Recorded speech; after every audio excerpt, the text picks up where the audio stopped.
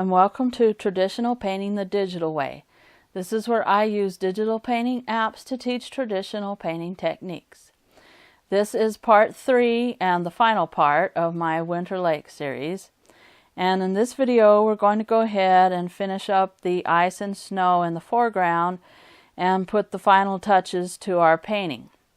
If you want to follow along with traditional materials, check out part 1 in this series where I have a list of all the paint and the brushes that I use. The app that we're going to be using is Infinite Painter for Android. And here I'm just kind of playing around with the opacity of the Leo brush. And what I want to do is kind of have a glazing technique for the ice. And one of the things that I do when I'm traditionally painting is take a really thin down mixture of acrylic paint and use a flat brush, maybe a number 8 flat brush, and go across the surface of the lake and all the things that I've already painted and just make a really thin light glaze on that, and that will give you the indication of a very cold surface and of ice on top of your lake. And so here I'm trying to add a very thin glaze of a darker blue color, just because I want it a little bit darker in the foreground, and like my photo reference, I like that color of dark blue there, so I want a little bit of some dark blue in the foreground there. And then I wanted to go ahead and define the distant shoreline again.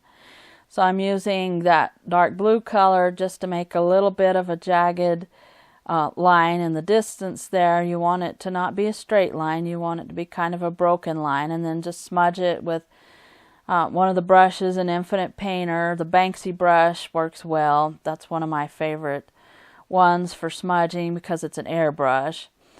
And then here I'm lowering the opacity and using one of the new watercolor brushes and just trying to get a really light glaze over the top of I use the light wash watercolor brush, and I just want a light glaze over the surface of the lake there, and that just gives it more of a snowy and icy cold look there. And then I need to reflect that bush, an old dead tree, into the lake there. So I lost it a little bit. I had it in there, but I lost it because I was too opaque with my blue color. So I had to go back over it again and make it look like it's reflecting into the lake. And sometimes you just have to do that. You just have to kind of go back over it again with your reflection. And so I used the brown color, and then I went ahead and glazed it again to make it look like it's in the icy, snowy lake, and to settle it down and make it look like a reflection. And then I wanted to add the ice and the snow that's in the foreground here. So I'm taking kind of an off-white color, and you don't have to take pure white. You can use white acrylic gesso with some ultramarine blue and just kind of add a real thin wash over the top, but a little bit more opaque than your glazing technique because this is going to be actual snow. And here I added too much, so I went ahead and erased that a little bit.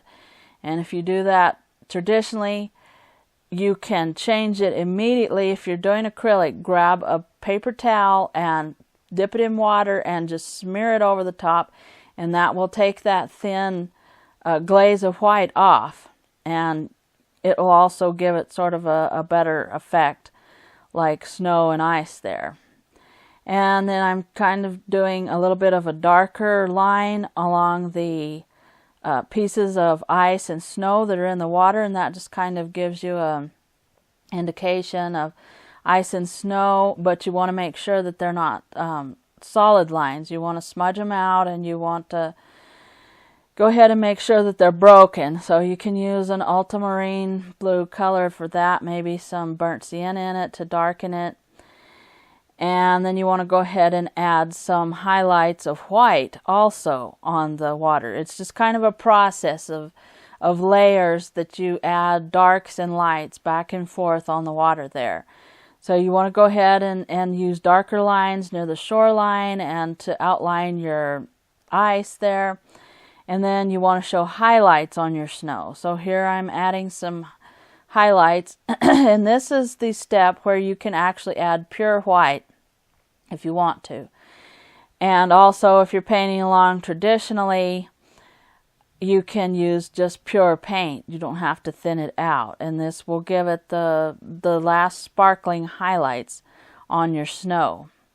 And here I'm just darkening a little bit and adding some more dark there to make it look like there's shadows on the snow and the edges of the ice there.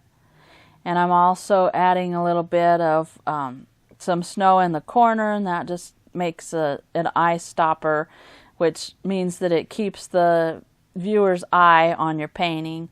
And then here I'm going and adding in some darker blue there on the shoreline again, making sure that the line is broken up because we don't want it to be a straight line. We want it to look like it's clumps of snow and ice and dirt there. So you're just gonna go ahead and do a few final details like that. And then I wanted to go ahead and add a little bit of some dark shadows on the mountains.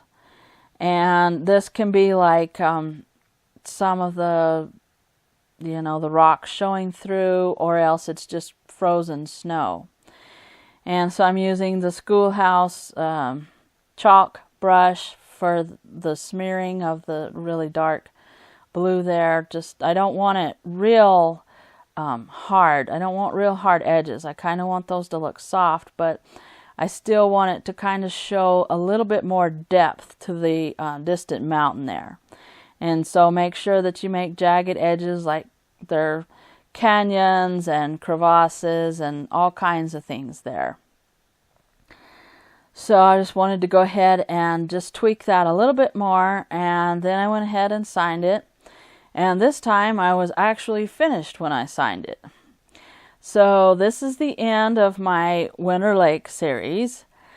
Stay tuned for a brand new series coming soon, and hit the subscribe button so you can see what it is. And thanks everybody for watching, and thank you so much for your support. If you have any questions or any suggestions about what you would like to see next, just leave them in the comments down below, and I will catch you later.